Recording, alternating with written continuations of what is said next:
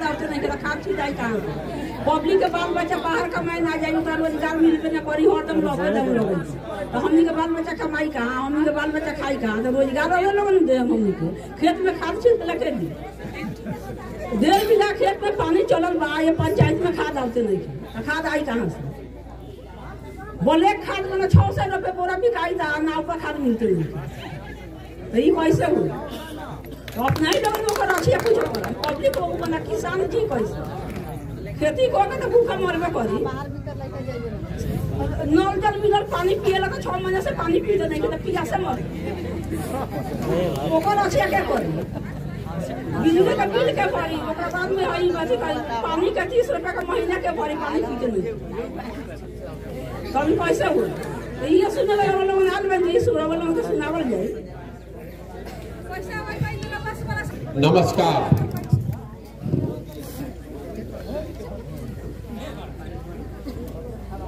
हमारा नाम है प्रशांत किशोर। हम नेता ना हैं और वह से वोट मांगे नहीं किया। जन सुराज कोई दल नहीं है, अभी तो चुनाव है ही नहीं के तरवा से वोट काहे के मांगे है। आपन घर द्वार परिवार ऐसो आराम छोड़ के संकल्प लिए हैं कि बिहार के गांव-गांव में पैदल चल के जाएंगे। अभी तो 85 दिन हुआ पैदल चलते हुए।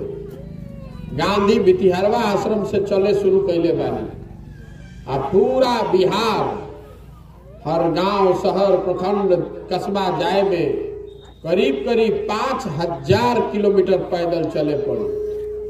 1-1.5 बरिस लागी।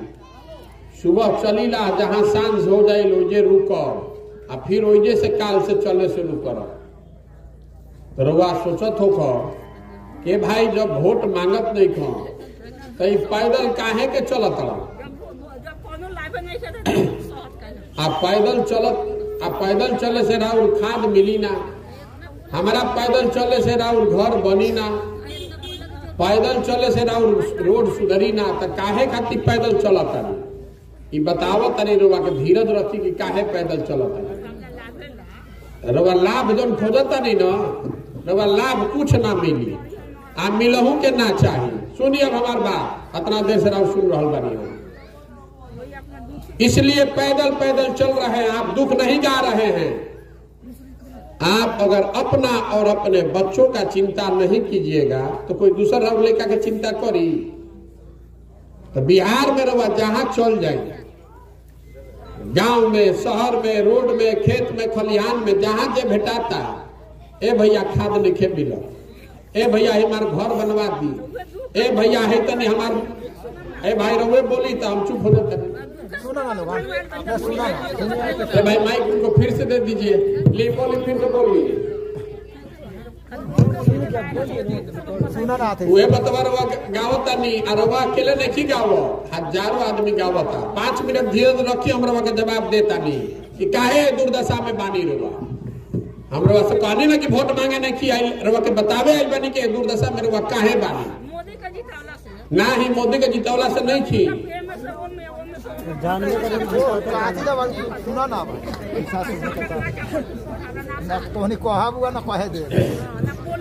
ए दुर्दशा में ऐसे बानी रुआ माता जी, ए दुर्दशा में ऐसे बानी कि मोदी के तो 1 बार जितैले हो, 2 बार जितैले बानी।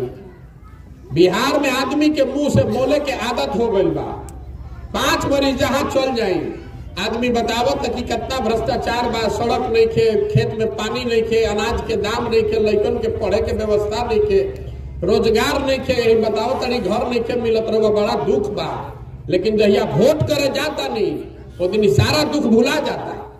भाषण करे समय याद रहता दुख, और जहिया वोटवा करे जाता नहीं वो दिन लौकता कि हमार जात के बा, चलो ओकरा के वोट दे देता।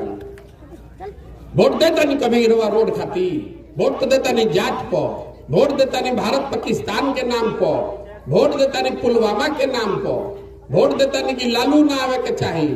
तो रवा काहे मिले के चाहिए रोड, काहे देनी वोट। जैसन वोट देव रवा जौन खेती करतनी उहे न फसल काटतनी। रवा गेहूं बो तो मकई काटब, बोअ तनी मकई तो मकई काटब, बोअब गेहूं तो गेहूं काटब। बिहार में 30 बरस 40 बरस से आदमी के आदत हो गई बा।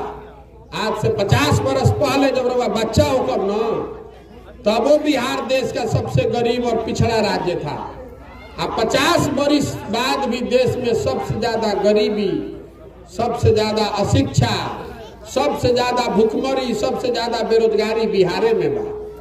तो वो कहते न काहे पैदल चलत नहीं, पैदल चलत नहीं बतावे खातिर कि काहे बा।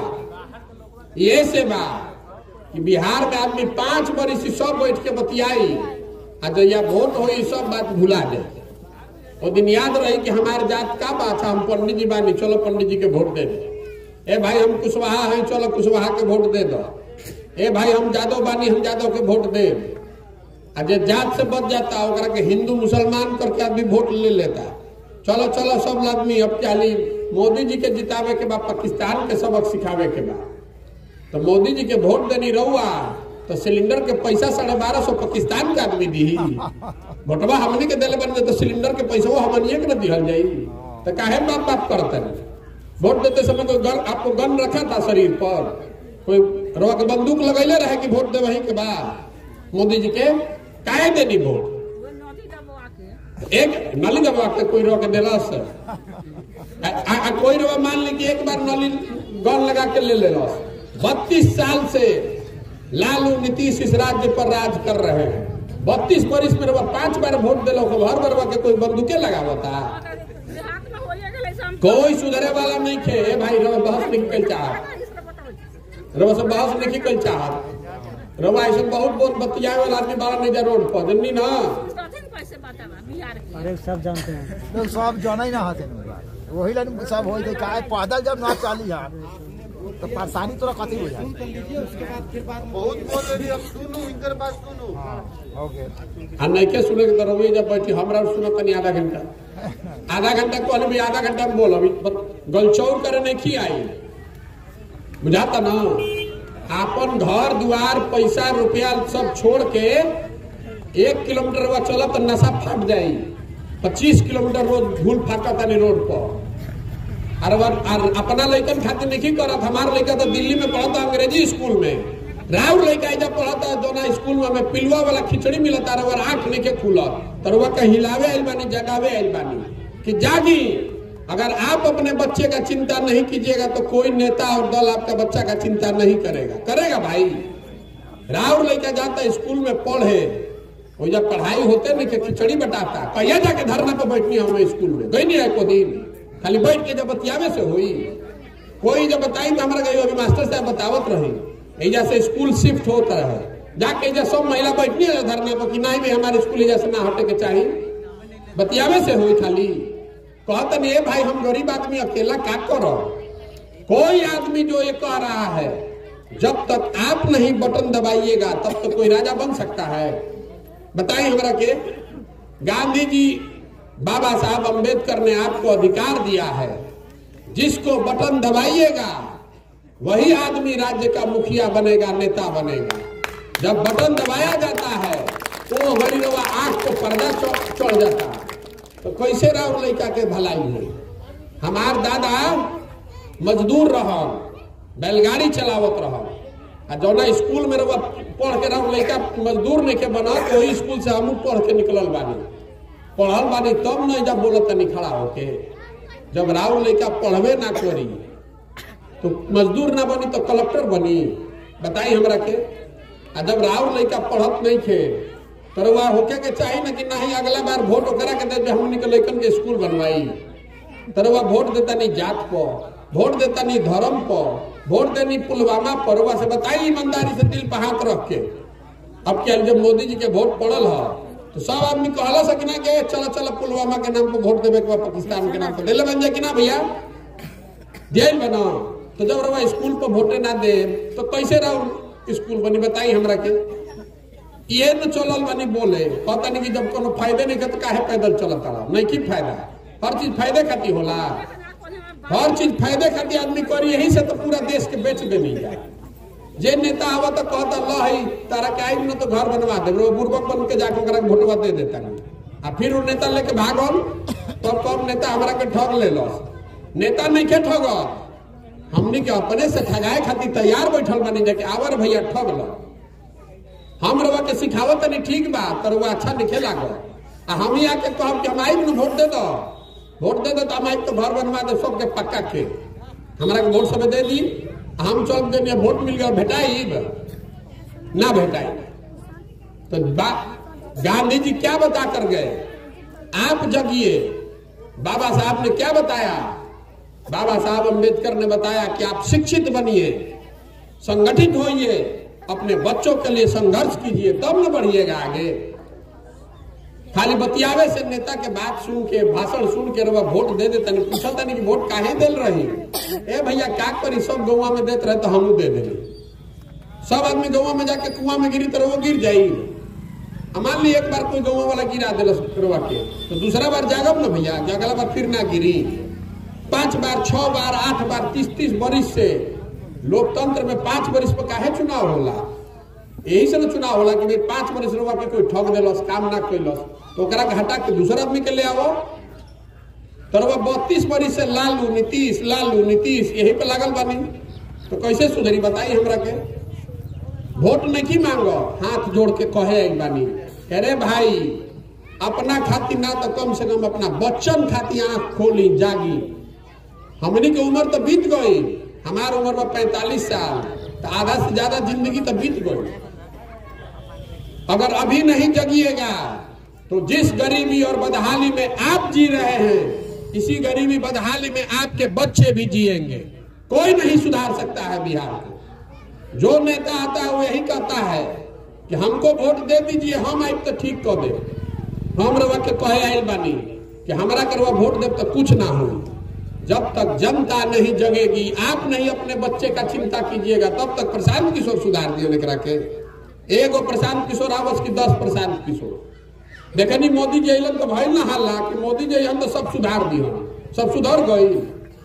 300 रुपया के सिलेंडर बस देता नहीं 1250, अब 35 रुपया के डीजल लागत 96 रुपया, और डीएपी के दाम यूरिया तो मिलते नहीं थे, डीएपी 500 के दिया था 1600।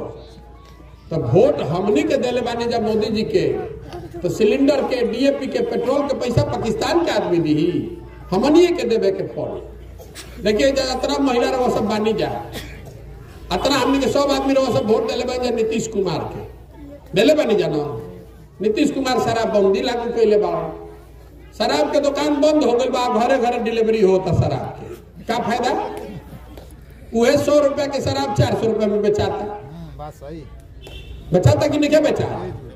अगर गरीब आदमी शराब के संगे पकड़ा जाओ तो अगर खैर नहीं, कि हम पैदल आवत नहीं तो ताड़ी वाला काम करे वाला पासी समाज के लोग मिल रहा हो।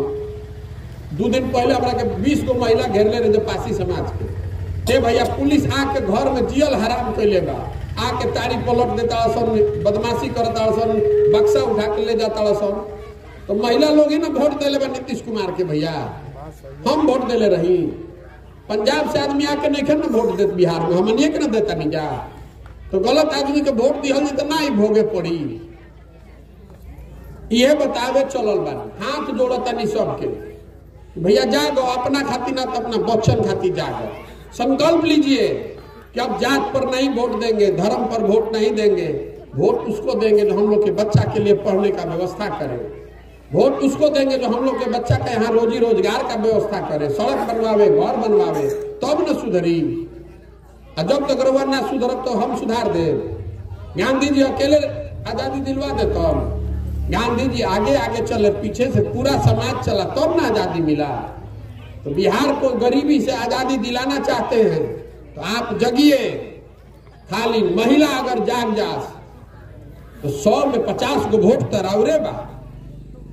देखी रवा घर में कोई ऐसा ना हो जकर सवांग बहरी मजदूरी करे नहीं खे गो 10,000 15,000 रुपया खातिर। एक बार रवा घर के सवांग बहरी चल गई काम करे तो साल में एक बार वो आवत तो छठ में कोई 20 दिन खातिर तरवा भेंट होता, न तरवा भेंट नहीं के साल भर। और अगर वो बीमार पड़ जाए तो वह छटपटा के रह जाए, रवा जैसे कुछ ना कर सकी। जब तक ओकर जवानी रही 10 बरिस 20 बरिस 30 बरिस लोग जाके उजा नौकरी मजदूरी करता, जहाँ रहता उस सबसे छोटा छोटा कमरा में 4-4 गो 5-5 गो लड़का रहता। 12,000 15,000 रुपया 12 घंटा 14 घंटा मेहनत करके कमाता है, अपना पेट काटता है तो घरे 6,000 8,000 भेजता है ताकि उसका बाल बच्चा का काम चले। काहे करता है काम? हमरा के बताइए, जब कोई पंजाब से आके मजदूरी करता है, बताई करो, इतना होशियार आदमी बानी, पंजाब से गुजरात से आकर कोई गांव में मजदूरी कर रहा है आपके, काहे नहीं के करत? वो जो तो गरीबी बा, वो जो भ्रष्टाचार बा, वो जो यह देश के व्यवस्था बा। पंजाब का आदमी आकर बिहार में मजदूरी काहे नहीं कर रहा है? इसलिए नहीं कर रहा है कि पंजाब में सरकार इतना व्यवस्था कर दिया है कि हर गांव शहर में कम से कम 10-15 हजार के मजदूरी खातिर आदमी के परिवार छोड़ के ना जाए पड़े। तो ये व्यवस्था बिहार में होके के चाहे कि ना चाहे? बताइए हमरा के। चाहिए ना भाई? यही खातिर चलल बा। गाँवे गाँवे योजना बनावता नहीं पंचायत में कि का करे से 1000 आदमी के एजे रोजगार मिल जाता कि जो लड़का बहरी चल गई सन वो आके एजे ओकरा 15,000 रुपया के रोजगार मिले। ऐसे चलता नहीं पद यात्रा करता नहीं, लड्डू बांटे नहीं की आई, आ झूठा मूठा वादा करे नहीं की आई कि आई तो सब कर दे। कैसे एजा रोजगार मिले? कोई आके देखी नीतीश कुमार तेजस्वी यादव झूठो बोल दिया कि आएंगे तो 10 लाख आदमी को नौकरी दे देंगे, दिया नौकरी एक को? हम साल भर 2 साल गाँवे गाँवे घूमता नहीं, बनावता नहीं योजना कि का करते है गांव में 100 लड़कन के रोजगार मिली, तब न होई बात। अब बना के वोट नहीं की मांगो, बना के ओकरा के जारी करब, देख के पढ़ सकीला, ना पढ़े आवे तो कैसे सुन सकीला कि पढ़ा है कैसे जाए 100 आदमी के रोजगार मिली। पहले बताई, ठीक लगी तो ओकरा संगे खड़ा होई, आ ना ठीक लगे तो फेंक दे, जगह संगे मानी उजा रही। ऐसे पद यात्रा करत रही, 2 बरस पैदल चलो, ऐसे चलब कि गाँवे गाँव जाई, हर पंचायत में योजना बनाई कि का करे से किसान के आमदनी बढ़ी, का करे से लड़कन के पढ़े के व्यवस्था हुई, का करब तो इजा 500,000 आदमी के रोजगार हो। तो होके के चाहिए कि ना? रो बताई, होके के चाहिए कि ना? अब इतना रो बतियाओ रहे, बोली होके चाहिए कि ना होके चाहिए?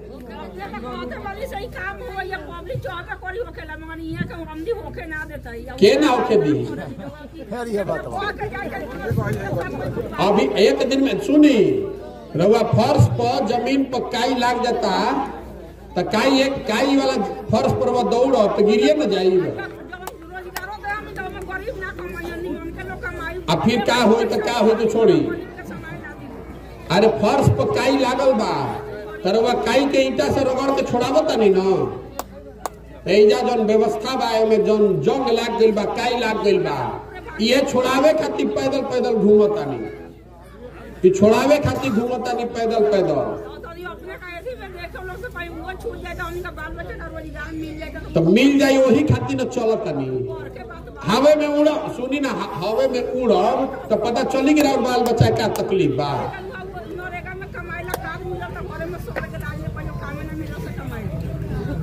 और कुछ ना होई, रउआ भाषण खाली दे सकीला, कुछ ना होई, रउआ ना मिली, ठीक बात बा। काहे मिले के चाहिए?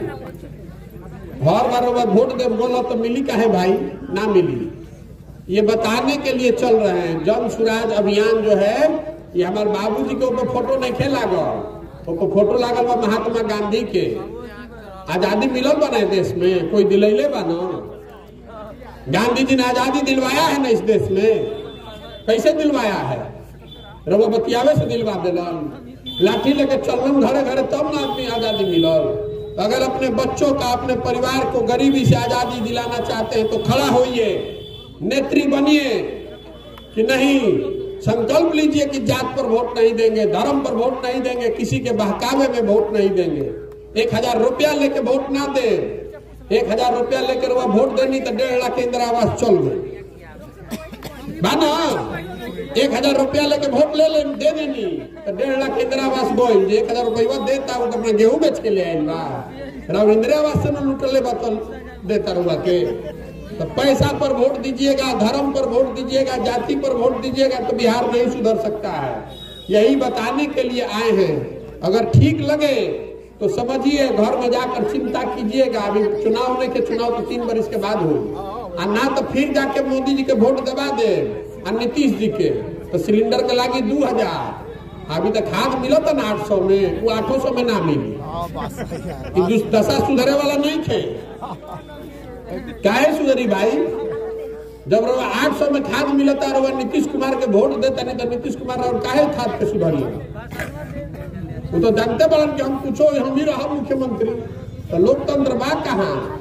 दूसरा राज्य में देखो तनी हर 5 वर्ष में अपनी सरकार बदल देता। ये भाई चलो बहुत बोलब नया आदमी के ले आओ। अब बिहार में आदमी 14 रोटी दाल भात चोखा खा के सुतल बड़ा। 32 वर्ष से लालू रही, अब लालू के बाद उनकर लड़का रही, ओकरा बाद उनकर लड़का रही। आप बिहार के आदमी का करी? सब मजदूरी करी। बढ़िया उपाय बा। बाबूजी पहले बेचलन पूरा बिहार, अब बेटो बेची, सबे हमने के जाके वोट दे दी। तो मोदियो वे करता, लालू वे करता, तो दोनों के भटवा के दे ले बा। तो वोटवा काहे के देले रही? यही खातिर चलल बानी। और रवा पूछो तनी कैसे तो वोट के करा के दिया है।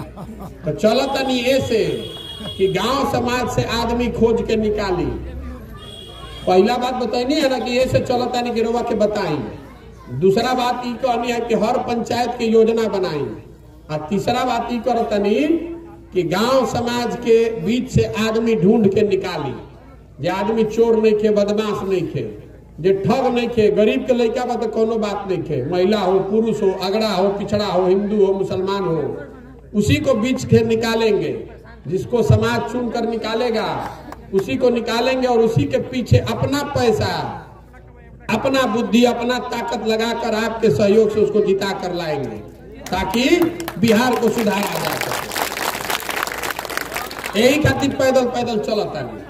तो आप कहब कि के बचल बा, ऐसा आदमी कहे कि के बचल बा अच्छा आप समाज में? सब तो चोरे बा, सब नहीं खे चोर।